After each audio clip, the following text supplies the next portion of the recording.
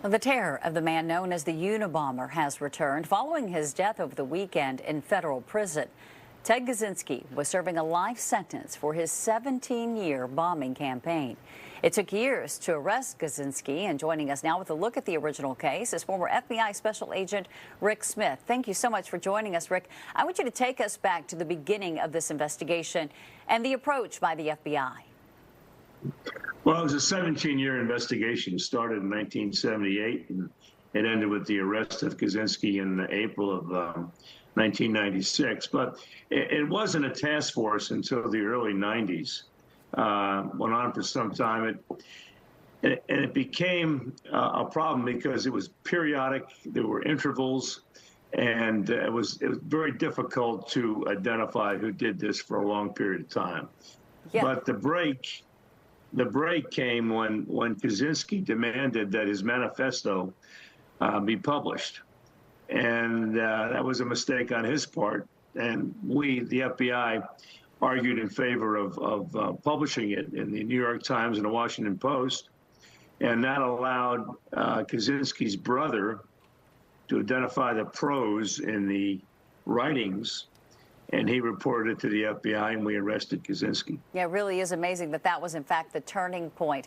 Up until that point, had the FBI had any idea that it was someone like Kaczynski, a really smart man, a mathematician?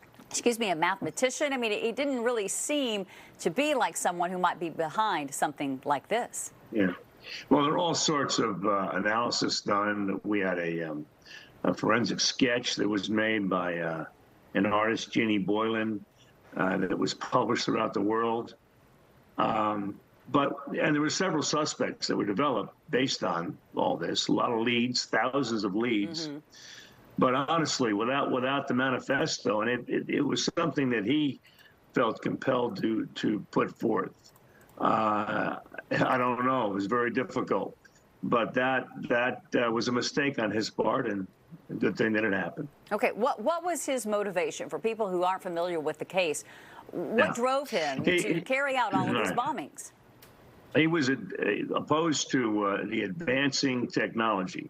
Of course, this was 30 years ago, 40 years ago, and that was his motivation. He was opposed to any type of technological changes, and he was going to do what he could to disrupt that process, as impossible as it was. So he was deranged. He was the diabolical killer. 3 people were killed and 23 injured over the course of 17 years. Unfortunately, he was arrested and received 8 life terms. Yeah, and I mean, this really put the nation on edge, especially, universities. Were all of his bombing attempts, though, successful? No, he made some mistakes along the way. Was called Unabomber because he targeted initially United Airlines executive and also university professors. But what happened was the bombs got more and more, it was more and more efficient, and they became more dangerous. There were nails and razor blades and some of the latter ones. So it was terrifying because he sought these victims out randomly, it looked like to us. It didn't really fit a pattern. It made it difficult. But the FBI formed a task force in the beginning of the 1990s and targeted this with 10 or 15 full-time task force members.